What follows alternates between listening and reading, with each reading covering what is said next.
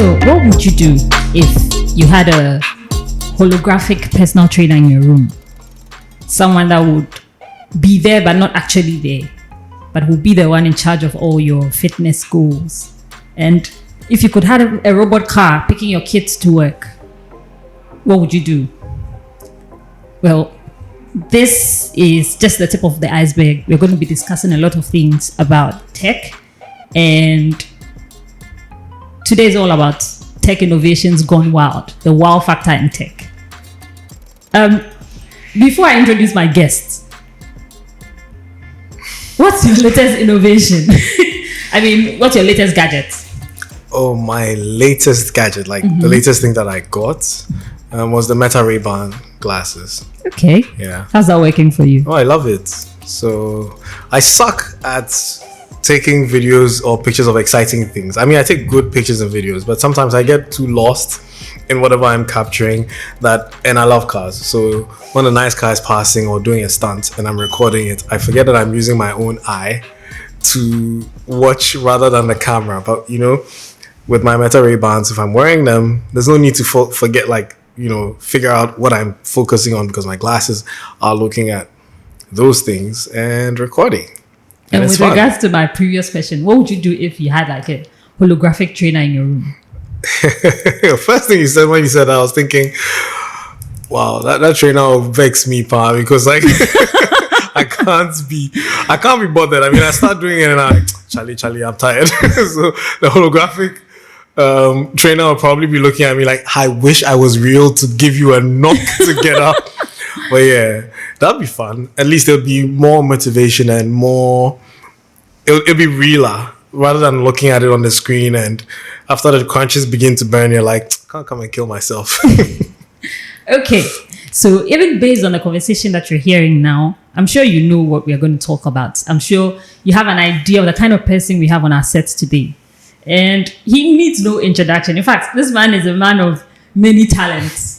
And I'll allow him to introduce himself, and then I give you the little gist I have for you today.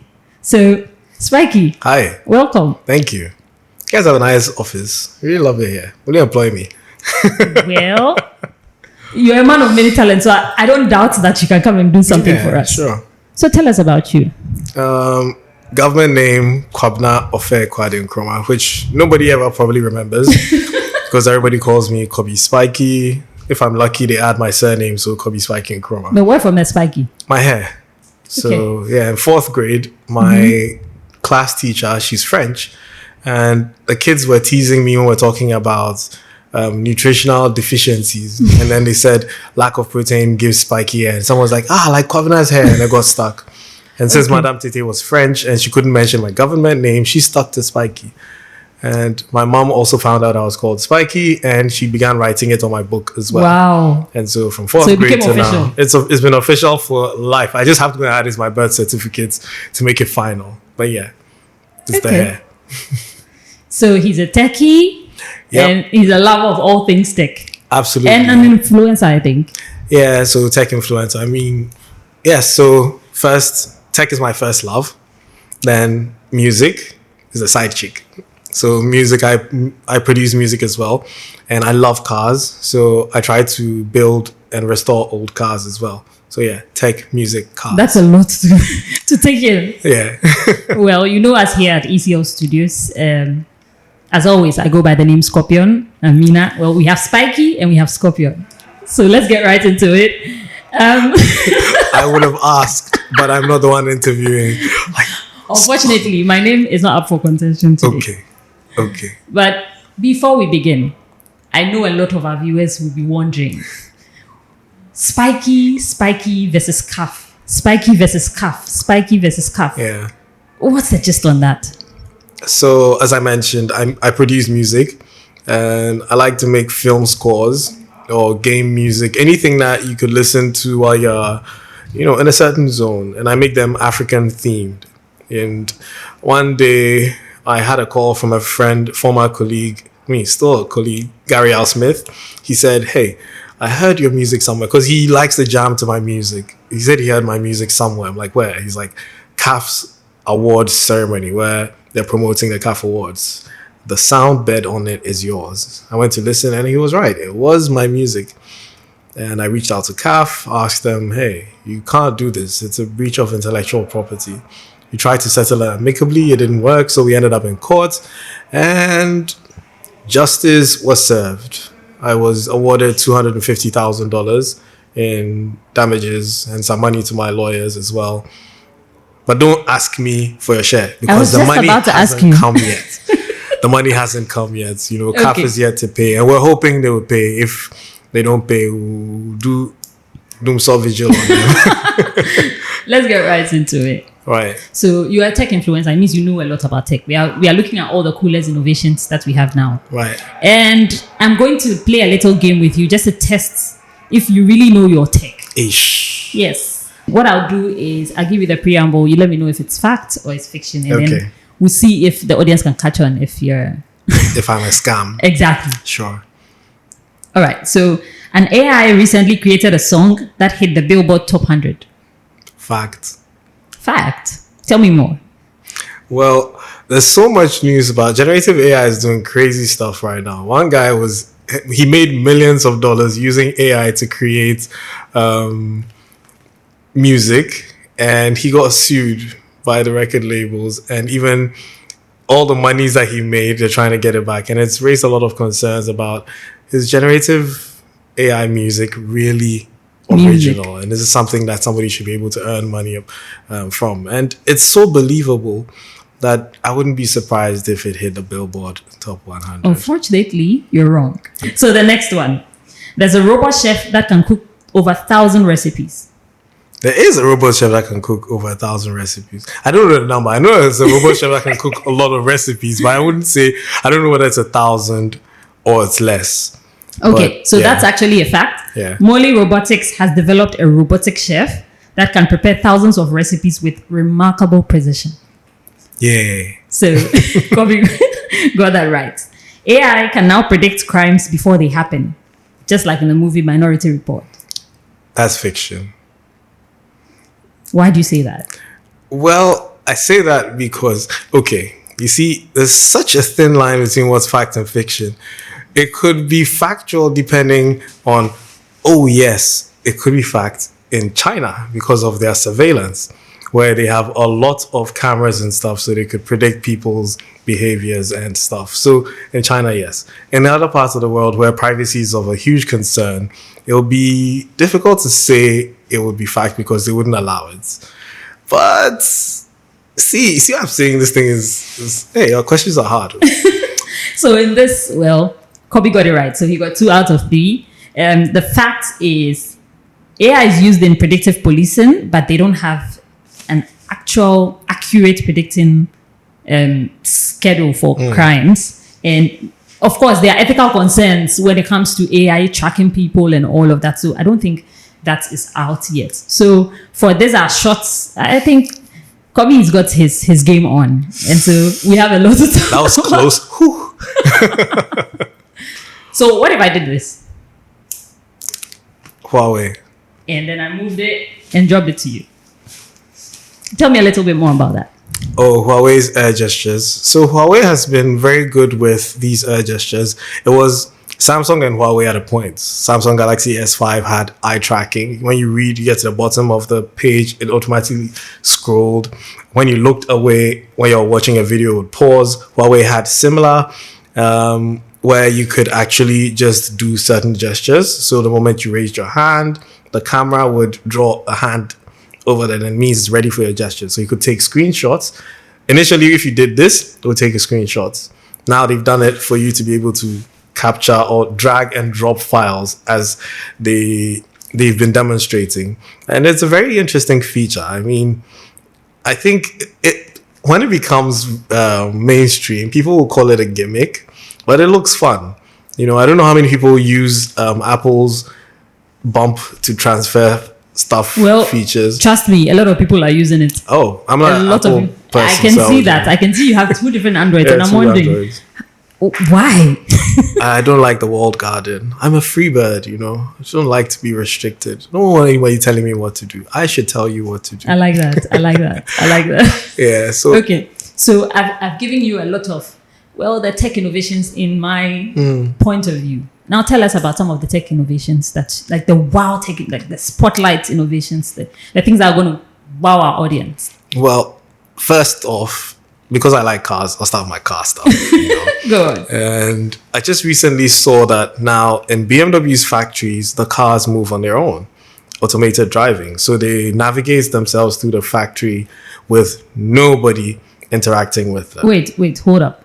This is different from Tesla's finished products where self-driving cars. Yeah. This one is done in the factory. So yes. So the cars are moving on their own. Yeah, so from point A to point B, while it's, It's in production. it's in production. So Wow. on the factory floor, you see them navigate through the floors. Maybe they're done with this part, they're going here, and the cars drive themselves. And I'm thinking, wow, we were crying about automation, and now it's getting really, really worse. If cars are beginning to drive themselves from the factory, imagine when self-driving becomes mainstream with every single car, and you can just sit in a car. And we've already seen that with Teslas. Even they just announced their robotaxi. We robot. When Elon announced the robotaxi and the robo-trotro. Imagine that in Ghana here with all the potholes. Yeah, and the traffic and the people crossing where they don't have to cross, the jaywalkers. I mean, how is the robot even going to It figure will it just out? turn itself off. Well, there was a video I saw of one of these self-driving Teslas in India, I believe. And it was in a tight spot. I think it was a market square, and it was just picking signals of people, and then it just went like self-driving deactivated. I was like, Because oh, there were too many people. too many things, too many. But I mean, it will get to a time where it gets better. I believe one of the most difficult questions to ask, which something recently happened that proved that, was in the event of your car self-driving itself, and you're approaching a person who is between you, an oncoming car, and then a ditch. What decision should a car make? Does it go into the oncoming traffic and cause an accident that possibly could hurt you and the other people in that car? Does it hit that person that is trying to swerve, or does it go into the ditch and hopefully injure only you? So that question, I believe, is what was kept self-driving cars at bay for a while they try to answer such questions. Because what would you rather? Would you drive a car that could potentially kill you At this to point. save others? I don't think I'll be driving any self-driving cars soon, because even for me as a human, it's difficult to make those on-the-spot decisions. Yeah. So looking at a robot that is fed with information, that has learned information, what if the information was not enough? I mean, This is true. but this brings me to some questions with AI and ethical considerations. AI is advancing rapidly. It's being infused in everything. Where do we draw the line? So, like this question you asked about the cars, I hear there are AI bots that are used to push streaming numbers. Yes. I think there was something about llamas not like us, and you ask, where do we draw the line? How do people make good judgments when using AI, when producing with AI, and how do we balance it? I think, the beginning, everything has to begin with education. The more people know, the more we're able to navigate these uncharted territories. As it stands right now, technology has always been ahead of regulation. Every technological industry, it doesn't necessarily have to even be AI, even advertising, digital marketing. It's started, peaked before regulation came in. Hey, you can't use people's data like that. These people have collected the data for years. Exactly. Is it now that I can tell them not to collect data? It's now we're actually noticing that a lot more data is being collected. Yeah, and it's been done. So we really need the regulators to learn, to be more educated. We need a lot more tech people to go into the regulatory aspect of technology, so a lot more IT lawyers, a lot more IT savvy lawyers, so they'd be able to help draw some of these regulatory rules and regulations to basically filter, to protect the consumers, really. Until then, it will all be the tech determining what happens. Because, mind you, if I'm a tech businessman and I'm trying to create a solution, and I know that I need XYZ, which obviously is going to infringe on certain people's rights, I'm not going to push for people's rights to be protected. I'm going to push for me to have access to as much data as possible. And as I was giving an example when we're talking about the predictive policing, AI predictive policing in China, it's allowed. All these cameras, they monitor your transactions, they monitor your chats and all those things. I mean, it's alleged, but we've seen it. Even in schools where they allow them to use data from their children to train AIs, I don't think that would happen in the West. Parents would be up in arms. Why are you taking my child's data? Where is this data going? But in China, the parents are actually signing off, allowing this to happen. So honestly, I think that for that kind of protection, a lot more education is needed. A lot more people in the tech should get into regulation. Definitely. I have a thought-provoking question. Ish. What happens when AI becomes smarter than humans? Like, do we think that, there's the whole rave about AI replacing humans? Intelligent AI is, in fact, intelligent tech is the thing nowadays. Do you think that there will come a point where we'll have the age of robots? I honestly do not believe so, because the one thing that makes humans human is really our indecisiveness and our unpredictability, right? AIs are quite predictable. Computers or robots are quite predictable as to what they can do, because at the end of the day, somebody did actually write this code. I mean, there's some unpredictability to them in the sense, and I'll use the example of when Facebook's AI decided to create its own language because it felt that the language it was written in was not efficient. I don't think they predicted that, but at the end of the day, they knew what to do. Turn it off. Exactly. Rewrite the code so it never happens again. But can I turn you off or rewrite your code so you don't do that again? AI, honestly, I mean, I can't predict the future, but I can safely say that for as long as we live, rather than fear the technology, we should think about how best we can leverage its power. So how best to harness it? It's I'm sure when they discovered fire in the Stone Age, some people said it was bad. Nobody should create fire again. Because I'm sure OSU will be paid. Definitely. Some people got burnt. I'm sure somebody right now, the first person to get burnt, unfortunately, we don't know your name, so we can't give you shout outs. But the first person who got burnt learned a very valuable lesson that we have all learned up till today. But that didn't stop us from using fire. It's a very powerful thing. When we started exploring electricity, I'm sure people got electrocuted. Some died, some stayed alive. But over time, we've managed to figure out how to use it. And as humans, I think is that resilience that makes us better than whatever we create. So far, we haven't created anything that's overpowered us. I mean, we created ISS, put man in space. NASA is doing so much in terms, Elon Musk's company is doing so much. We ventured billions of light years into our universe and seen places that honestly would have never expected. Why would we be afraid of things that we create? Really, I think humans are incredibly intelligent. We may not be as fast as the tech or as efficient, but at the end of the day, we created it, and we need to give ourselves those props and just believe that, hey, we can always control these things because we did it. Exactly. We are the superpowers here, not AI. Yeah. No, so think about it this way. Imagine Neuralink, Elon Musk's Neuralink gets plugged in.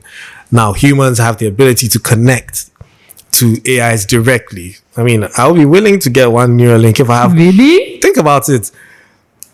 If I could instantly access a plethora of information at the, snap of a finger without having to move my hand, pick device, type. You see, I would be more efficient. I'd be faster. I'd get so much done in such a record time. Don't let the religious gurus hear you say this. Oh, because they'll come out very soon. They'll come around. Oh, the 666. They'll come around. Okay, so I have some questions that have been posed by some of our listeners, and Someone is asking where will we have flying cars? Because me, I'm tired. I want to ditch traffic, so I can't wait for flying cars. But when do you think we're going to have something like that? If flying cars, well, we've seen them. They've launched a couple. Well, and they're expensive. Prototypes.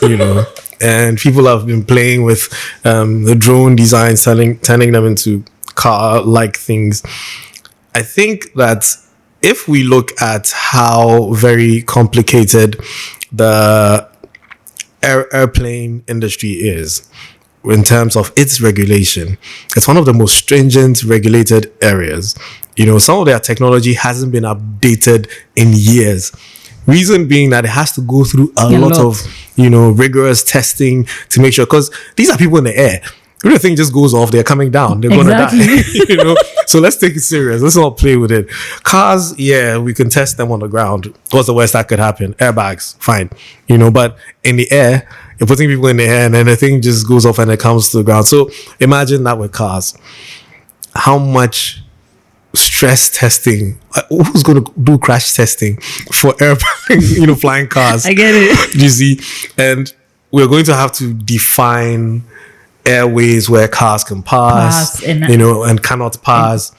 And I think one of the main drawbacks for flying cars for now would be we have to figure out that VTOL technology where it's not as loud as the drones. See how loud these tiny drones are? Now scale that up by 100, and that's a car size. That's going to be like a swarm of bees. So imagine this road with about 20 of those. I don't think we'd hear ourselves talk. I think the next evolution of man then would be bigger ears, because now we have to hear more. Exactly. But I'm sure very soon they will take that into somebody consideration. is definitely working on something to consider factor in sound and all of that. So the sooner we'll see that in drones first. The moment you start seeing that quieter drones, we should start expecting flying cars. And the moment somebody manages to develop jet propulsion systems that are not dangerous, because mind you, if you're going to use propeller systems, there's a risk of people getting haircuts. Imagine going through Makola looking for a parking spot, and then some random person just comes to pass under your propellers. You see hair in the air everywhere, spiky hair. Yeah, we're just limiting it to hair. It could be worse, but let's just limit it to hair. That's dangerous. And then I get your point.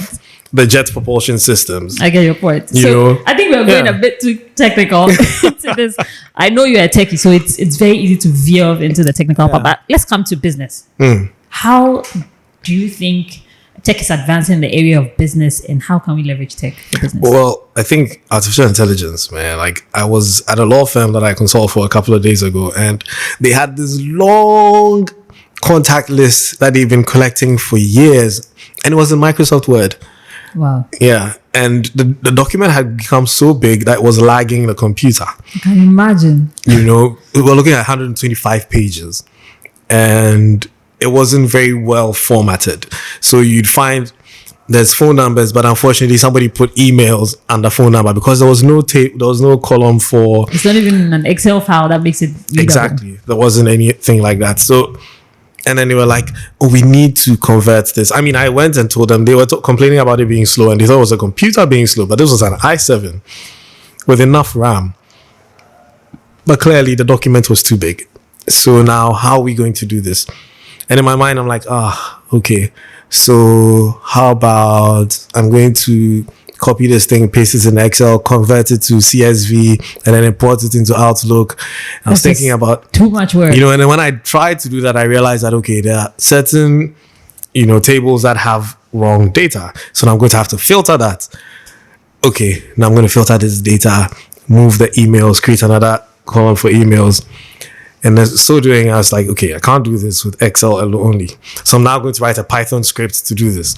And then while I was installing Python on the computer, it just dawned on me that why am I doing things like I'm in a stone age? I have AI. Exactly. So I just took that document, uploaded it because they were paying for Microsoft Copilot, and then asked Copilot to do exactly what I was going to do. Guess what? In less than 30 seconds, document is ready. Downloaded. Here you go. Generative AI. And I'm like, I would have charged them so much money for this because of the time I would have spent. I'm still going to charge them so much money, but I didn't this spend so time- much time. Exactly. You see? The So- experience gave you. yeah. And it made me efficient because I finished this in minutes. And I experience that almost like daily now when I realize that when I want to do repetitive, and honestly, I don't like repetitive tasks. It makes me feel like I'm a factory worker and my only job is to take a spanner and tighten a bolt. No, I like to, use my Do mind something, for exactly. better things. And so I think that AI has really come at a good time for businesses. Businesses need to leverage it, use it for whatever, train their employees. I don't write emails again. I know what I want to write. Tell You just tell. Copilot or ChatGPT, this is what I chat. want. Draft it for me. It does. I copy and I paste it. For someone to be like, oh, but you're not working. Why are you using Microsoft Word? Why are you not using a Exactly. typewriter? I'm maximizing my time Why and don't be you more use a pen and efficient. a paper, write it, fold it, put it in an envelope, go to the post office and post it to your boss? Because you say I'm not working, now I'll be working, and it's really helped so many things. And I think that when we have more time, we're able to explore other uncharted Possibilities. territories, other things that we could really use our brains for, rather than, somebody is supposed to, for instance, a meeting or this conversation we're having and we're done, and somebody has to listen and transcribe. When you have an AI. that will listen to the whole thing, Exactly. transcribe it, and assign the voices. And actually eventually send you a report. Yeah. And even summarize it, or so many other things. Then you have more time to do other things. Now, even on Coursera, while you're studying, Mm-hmm. you actually have the smart AI that can say, okay, explain this to me in simple terms, and it does that. So There you go. You're listening, but you could just get a summary and then move on. So why are we wasting You could time? get actionable steps. Yeah. So I think for businesses, AI is really the way to go. And if any business wants to be more efficient, I mean, come on, you don't even have to learn like the whole thing. Just understanding what you want, ask the AI, it helps you. Then you go to your tech guys, this is what I want. At least now you're Let's- able to explain yourself better. I know how tech guys can get frustrated when the non-techie management comes to them and we want to do this, move A to B. And they're like, it's not possible. But I can do it with my mouse. Why can't Exactly, you do it, exactly. So at least then now they can get it. You, the techie, can ask, explain it to me like a 5-year-old. Yes. Then I take that with the analogies and then come to my boss and I explain to my boss. I'm not saying my boss is as dumb as a 5-year-old, but yeah. But viewers, I think one thing that stood out for me in this conversation is the fact that we are the superpower, not tech. We are Obviously. ahead of tech, definitely. Unless there are aliens out there who know more than us. Exactly. But we can leverage tech, we can work with tech, and we can use tech to our advantage. Tech is not taking over. So, just to wrap up, viewers, I'll say stay curious, stay techy, and of course, we're going to get more into this. I'm sure in our next episode, there'll be more. I would like to add a panelist that will battle you on this Apple thingy. But in the meantime, when that money drops, I'm your first contact, right? I mean, look at your nice office. You don't need my money. You don't need my chicken change. ECL Studios is here. We're here to stay. There's more. Stay tuned.